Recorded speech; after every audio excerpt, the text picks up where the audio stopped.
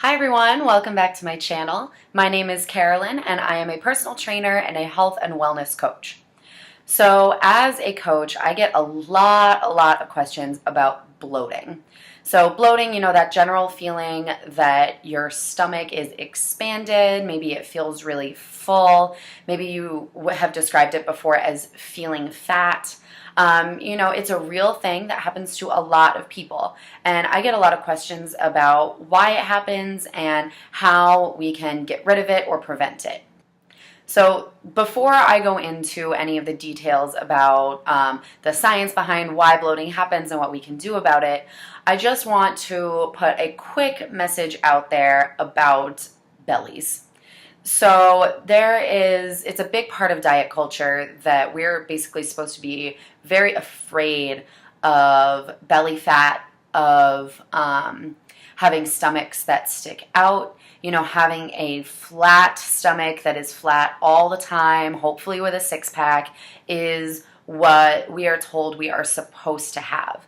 And you'll see why I'm going to say this as I go into more of the video, but having a stomach that is not flat all the time is really, really normal. Our stomachs are meant to expand. Our bellies are supposed to change sizes depending on the situation that we're in. So before you maybe go into this video hoping you'll find like the secret to having a flat stomach, I want you to remind yourself that having a flat stomach is not the most important thing.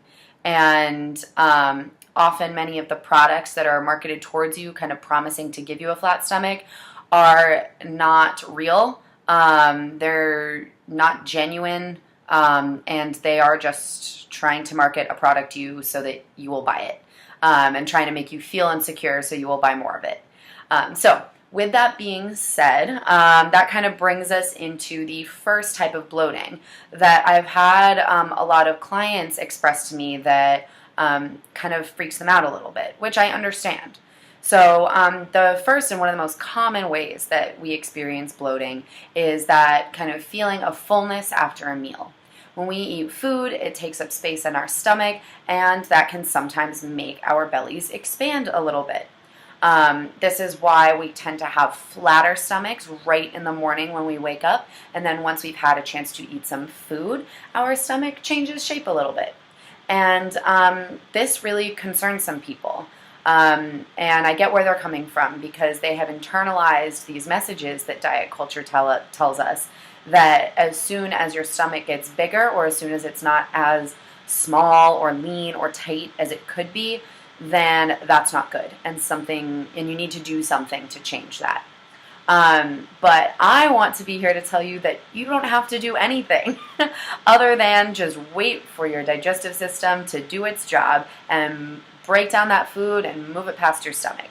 So this type of bloating is really, really normal, and there is no remedy for it because there's nothing wrong with it in the first place. The only time I would think that it's maybe a little problematic is if it's actually causing you physical discomfort. So not just that you don't really like the way that it looks, but if this kind of bloating is painful, if your stomach is so full that you feel sick, then you probably overate in that sitting. You probably ate more than the capacity of your stomach can comfortably handle. In that kind of a situation, maybe eating slightly smaller meals and incorporating more snacks into your day, or eating foods that just don't take up quite as much space could be helpful to prevent that kind of uncomfortable bloating right after a meal. So the second type of bloating is a little more complicated. It has to do once your food moves past your stomach and is now in your intestines getting digested. So during the digestive process, there are a lot of things that can go wrong, especially in the intestines. So when food makes its way into the small intestine, there are lots of bacteria and enzymes that are all there to help in the digestive process. But when one of these things is out of balance or isn't functioning correctly, it can mean that we get intolerant to certain foods or that we're not able to digest certain foods the way that we normally should. So some really common food intolerances that cause digestive upset would be lactose intolerance, so dairy products not being digested well. Gluten and other grains can be pretty intense digestive triggers for some people. Cruciferous vegetables are another big one, like broccoli and Brussels sprouts can often cause people gas. And a big one is beans. You know, we say they're the magical fruit because they make you fart, but that's actually not really a good thing if that's happening to you on a severe level. A little bit of gas is always normal. It happens to everybody. But if it is extremely unpleasant for you and potentially even like painful and uncomfortable, then you probably shouldn't be eating those beans. Now, these kinds of food intolerances can come down to a few different factors. Some of it is genetic, and there's not a whole lot you can do about it. Some of it is a lack of digestive enzyme, and so supplementing with certain enzymes can help with the digestive process. And another cause could be an imbalance or an overgrowth of bacteria in the gut. So an infection in the gut called SIBO is a very, very common reason for impaired digestive function and uncomfortable bloating and food intolerances. So getting yourself checked out for kind of a bacterial imbalance could be a really good idea if you're experiencing a lot of this type of bloating. Other things that you can do to potentially help are to eat probiotic foods or take a probiotic supplement. These could help balance out the different types of bacteria in your gut so that there's more of the kinds that should be there and less of the kinds that shouldn't. Okay, so the third type of bloating is less about just your stomach and more about that kind of general bloating, puffy feeling that we sometimes get. This is called edema, and it's when our tissues all over our body are retaining more water than normal. There are a lot of causes of edema, just like all of these other things I'm talking about. But two of the really, really big ones are dehydration and lack of sleep.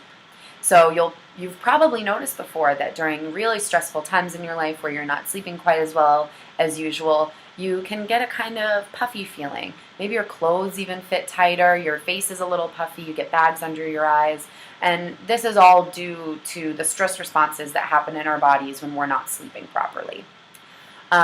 So focusing on getting a good night's sleep, no matter how many hours you're getting, trying to make it the most good quality sleep you can. And, you know, if you're not getting enough sleep, trying to do what you can to change your lifestyle so that you can get a little bit more each night. Dehydration is another really big one. A lot of people are more dehydrated than they think they are and could do with drinking more water than they do right now.